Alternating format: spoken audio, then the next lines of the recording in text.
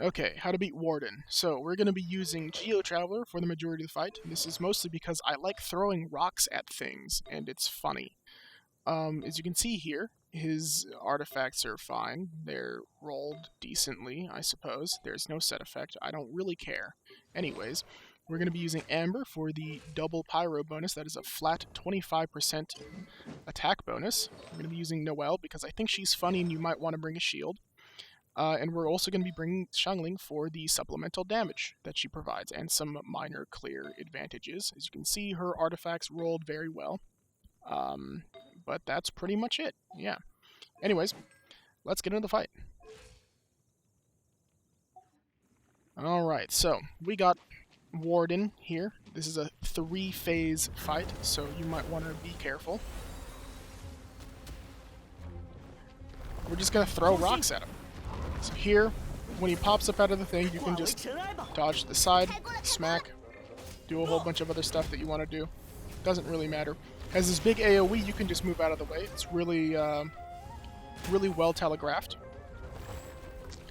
Pretty much, you can just stay mid to long range and bait out this specific move right here. So this one right here, it'll summon a bunch of tentacles. You can just walk out of the way. You don't have to dash. You don't have to do anything. You just walk. And it will give you pretty much a free, pretty long DPS phase. So this here, I believe, is probably the only undodgeable move this boss has. It spawns these little projectiles, and they aggressively track. You cannot dodge through them as of this recording. So I just elect to hide behind a rock. That's pretty much all Phase 1 has to offer. If you stay near it, it will do like a triple slam. If you stay behind it, it'll do a double tail swipe. Otherwise, you don't really need to care. It's not that big of a deal. Pretty much nothing this first phase does is particularly threatening. Anyways, moving on to the second phase. So, the second phase is a pretty solid add clear phase. If you haven't heard the term add before, it means additional monsters. So it will just spawn a bunch of monsters that you have to kill. The slower that you kill them, the lower the bar at the top will go. You want to kill them as fast as possible to get the bar all the way full. These monsters aren't particularly dangerous. Specifically, this weird floaty hands one is pretty harmless, all things considered. If you get the clam, run far away. That clam is very dangerous. It is very angry. I hope I don't get the clam. But pretty much, as you can see here, you can just very casually clear all your monsters. Doesn't really matter how fast you do it, as long as you're doing it faster than they're attacking the thing at the center. Always take out the spire. Right? It can spawn another smaller spire that will give, you know, sort of a weird dendro shield. But you don't have to worry too much about that. Anyways, we're just going to do more damage to the spire.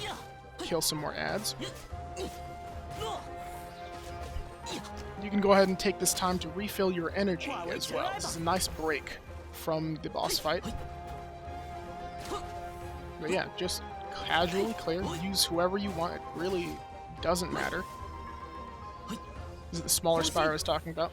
Once it starts channeling, it doesn't really take damage, so you have to kill everything around it first before you can deal damage to it.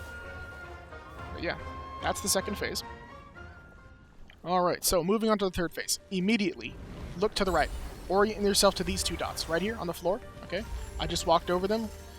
These two dots right here on the floor, stare at the floor. Okay, when it teleports to the center, okay, go to this particular floor pattern. Okay, right where I'm standing, you can think of it as like right in between the two veins, right? Little vertex or whatever, the little corner. The reason why is because it will always spawn 3 shields in the exact same location every time it's going to nuke. Okay, the reason why you want to be in the shield is because the nuke will kill you, and the floor is also lava. So you can save yourself a lot of a headache if you just stay around these 2 dots, which is exactly what I'm going to do. Here, you're going to see the homing attack. It's pretty easy. Stay far away from it. Dash, dash, and you're good to go. Always be aware of where your 2 dots are. Okay, the 2 dots on the floor. If you aren't knowing what I'm talking about, you gotta stare at the floor. Right now, I'm right over them. Right here.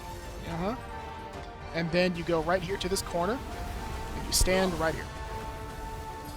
and you will always be safe from the nuke. You know it will do the nuke because generally it will do the 3 giant AoE falling meteor attacks, right? So it's going to do one here, 1. You can just dash out of these, 2, get some damage off, 3, it will teleport away, and then it will do a homing attack generally. So it's going to do a homing attack here. We're just going to dodge this side, so 1, 2, and then it will teleport to you, do one more AoE, you can get some damage off, and then it will teleport to the center of the stage, where you go to your 2 dots, you go to the little corner here, always look at where my feet are here, stand right here, and you're safe from the nuke. And then you rinse repeat for the entire thing. Anyways, easy.